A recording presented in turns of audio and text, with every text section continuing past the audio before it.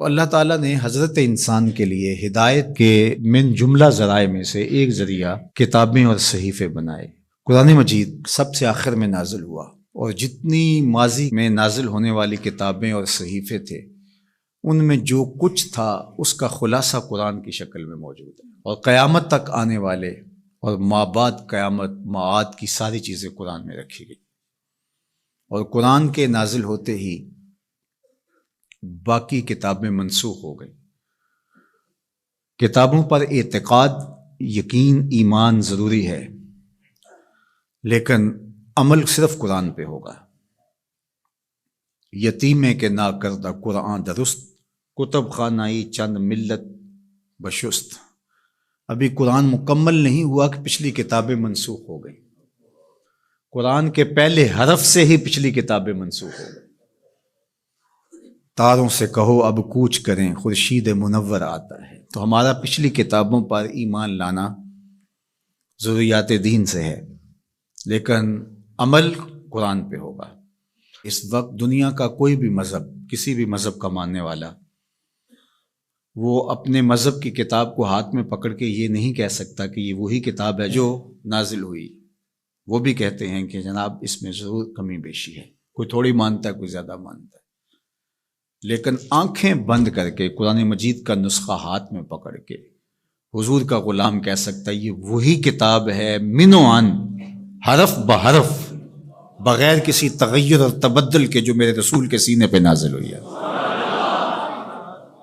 تو یہ چیز کس قدر تیقن پیدا کرتی ہے، کس قدر یقین کی بجلیاں پیدا کر دیتی ہے سینے میں۔ پھر آنکھیں بند کر کے عمل کیوں نہیں کریں گے؟ کتاب پر ایمان لانے کا مطلب پوری کتاب پر ایمان لانا، اس کے تقاضوں پر ایمان لانا، اس کے احکام کو ماننا، اور اس کے نواہی سے اجتناب کرنا، یہ تقاضا ہے اس ایمان کا۔ تو یہ نہیں کہ جو چیز سمجھ میں آئے، پسندیدہ ہو، نفس پر شاک نہ ہو، نفس کو مرغوب ہو، محبوب ہو، اس پر تو عمل بھی ہو، اس پر بات بھی ہو، اور جو چیز نفس پر شاک ہو تو اس کو جو ہے وہ چھوڑ دیا جائے۔ تو یہ ایمان کا مفہوم نہیں ہے۔ ایمان کا مفہوم یہ ہے کہ پوری کتاب پہ ایمان لایا جائے۔ اور جبریل امین حضور کے قلب اطہر پر القاء کیا ہے قرآن کو، حضور کی زبان پہ نہیں اترا، حضور کے دل پہ اترا ہے۔ بلکہ جب حضور کے قلب اطہر پر قرآن اترتا تو آقا کریم جلدی جلدی اس کو زبان پہ لاتے، تو آواز آئی لا تحرک بہ لسانک لتعجل بہ۔ اللہ اکبر، محبوب جلدی نہ کیجئے، جس رب نے قلب میں اتارا ہے وہ زبان پر بھی لے آئے گا۔ تو وہ حرف و صوت سے مرکب نہیں تھا، وہ ایک کیا اس کے لیے لفظ کہیں، چونکہ یہاں لفظ بھی دم توڑتے ہیں، یہاں حرف بھی سوختہ پا ہیں، جہاں تخیل کا مرغ عقل بھی تھک کے گر جاتا ہے۔ وہ جانے اور وہ جانے کیسے دیا ملائے اعلیٰ میں۔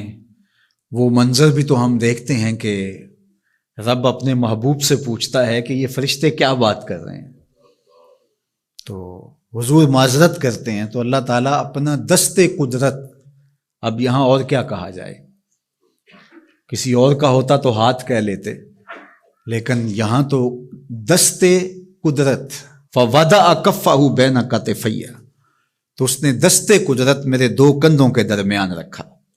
تو پھر کیا ہوا، دست قدرت یہاں آیا، ٹھنڈ میرے سینے میں پڑ گئی۔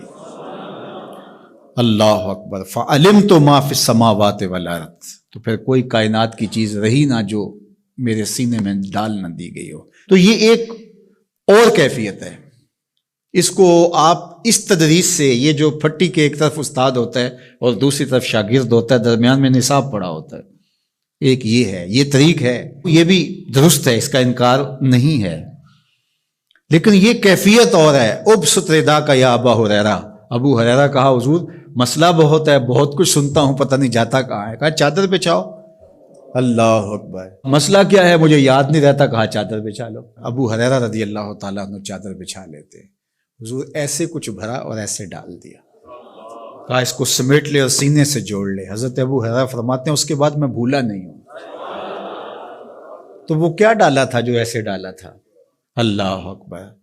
تو یہ ساری چیزیں صوت و آہنگ سے جڑی نہیں ہوتی، کچھ چیزیں نظروں سے بھی پلائی جاتی ہیں، اور وہ صفحہ و کرتاس پہ نہیں لکھی جاتی، وہ لوح دل پہ لکھی جاتی ہیں۔